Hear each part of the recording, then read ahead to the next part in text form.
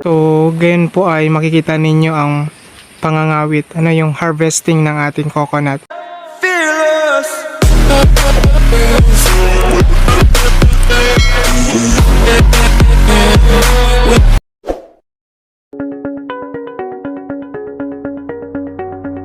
So, ang ating pong model for that moment ay si Sir Odinada.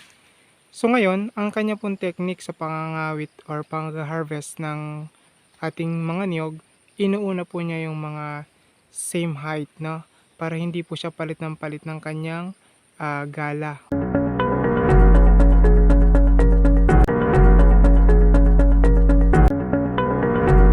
Ayan na po yung naipon natin. Siguro estimate ko yung nandyan mga tig 200 to mga 300 piraso siguro. O 200 to 300 yan. So yung nandito, ito naman siguro mga 350 na ganun. So yun mga 200 and na yan pa. So marami po tayo ngayong naipon. Baka dito lamang sa part na to siguro mga abutin to ng mga 2,000 to 2,500 pieces. Pag hindi pa ako nagkamali, baka umabot pa to ng 3,000 kasi medyo marami talaga yung mga naipon natin eh. Yan, mga 100 lang yan, mahigit. So ito mga 150. Ito mga around 1 to 150. Ito mga kulang-kulang 100. So nandun pa kasi, mayroon dun. Nandyan pa. Tatabingan ng mga nyug natin. Meron pa dun sa may kawayan. So bilang natin kung ilang tumpok yan. 1, 2, 3, 4, 5, 6, 7, 8, 9, 10, 11, 12 ng mga tumpok. Ang dami. Yan, good morning mga ka-agri, no? So ngayong umaga ay makikita natin ng pagbubunot dito sa nyugan nila Sir Enrique Freo. Andun si Tito sa kabila. So ang ginagawa namin dito kasi maulan naman, hindi rin may panggagatong yung mga bunot kasi mga babad na rin siya ng ulan, dito na bubunutan sa ilalim ng niyugan para pagdala dun sa koprahan is yung mga wala na siyang coconut husk or bunot.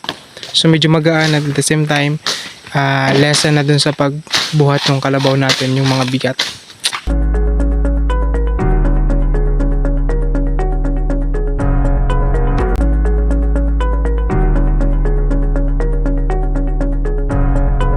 So yan po yung paglalagay na sa koprahan gaano sa raga-raga.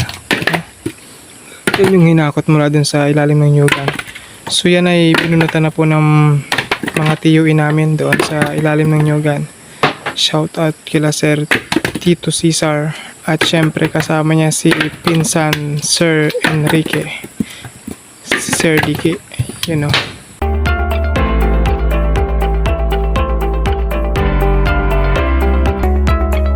So yun, good afternoon mga ka-agri. So gagawin natin, magbabak tayo ng mga nyug. So ginagawa ko dito para mas mabilis sa bakin, itong tapat ng tubo na guhit, dito ako bumabaak. So dito yung tubo, dito ako babaakin. So para mas malambot, try natin. Malambot lang. Unlike dun sa ibang part, matigas yan bakin eh. So, ayan o. Dito ko siya babaakin. Comment po yung mga ganun din mag-back ng nyo.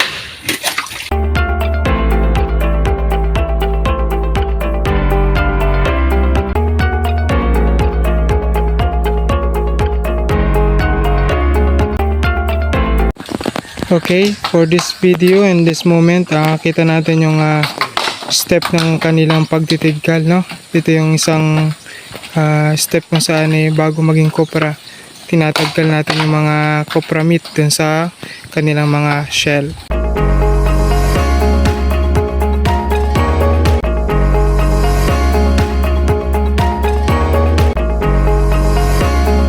So, paano nga ba natin ma-identify or matidetermine na yung ating niluluto malapit na siyang maluto, yung kopra? So, first, makikita natin yan sa pamagitan ng kanyang usok, no?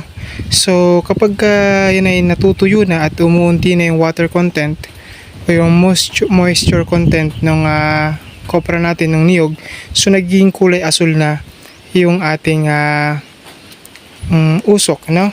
And then, syempre, makikita nyo rin yan dun talaga sa mismong niyog. Yan. Diyan sa mga yan. So, anong yung purpose? Bakit nilagyan natin ng dahon ng anahaw doon sa ibabaw? So, para matrap niya yung init na pinuproduce nung gatong natin mula doon. So, okay. Yan, dadiretso dyan yung init, so hindi siya agad-agad lalabas. Bakit? Natatrap ng mga anahaw leaves, no? So yan lang yung mga simple technology na ginagamit ng ating mga ka-farmers.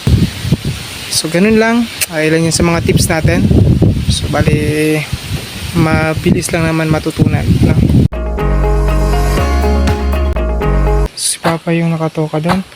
So yan, after nyan, may lagay sa ako na ganyan, tatahiin, and then dadali na yan, tatransport na yan, pupunta dun sa Koprada, saka dun sa ating paragos na inialagay ng speaker, and then gamitin natin yung kalabaw, at meron din kaming kabayo. So yung mga way of transportation. Okay, so enjoy, nakaka-enjoy habang nakakapagod. Yan na. So doon naman, niluluto yan, tinatosta. Kaya ganyan yan, mausok. Ayan. So yung nga palang ginagawa dito, hindi na chinachop yung kopra. Pagkatigal, diretso agad doon. So nakakabawas na ng trabaho. Tapos hindi ganoon kabigat, para kapag sasakay dun sa paragos o sa kabayo, sa likod ng kabayo, hindi masyadong mabigat. Kaya yun yung purpose nila, kaya hindi daw nila chinachop. So, good morning, tuloy-tuloy pa rin tayo dito sa pagkukopra. Pakita ko naman sa inyo yung pagtatahi, no? So yan,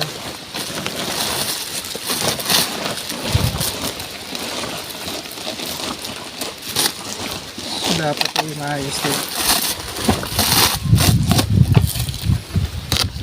Papa naman nakatoka din sa kabayo. Pakita mo ito, kailangan ito ma-picture.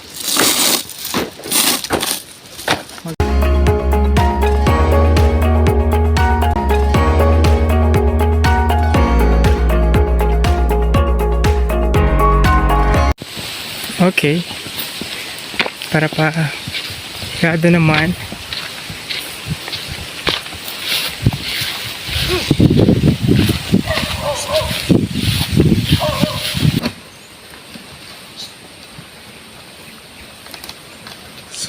Way of transportation nila.